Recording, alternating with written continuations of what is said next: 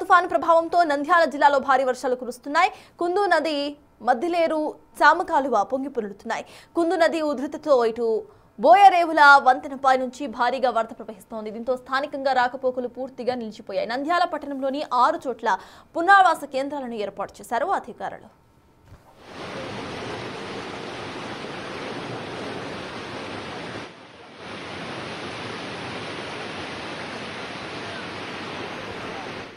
కుందు నది ఉగ్రరూపం దాల్చడంతో స్థానికులు పూజలు చేశారు. శాంతి కోరుతూ మాజీ సర్పంచ్ విజయమోహన్ రెడ్డి గంగమ్మకు పూజలు నిర్వహించారు.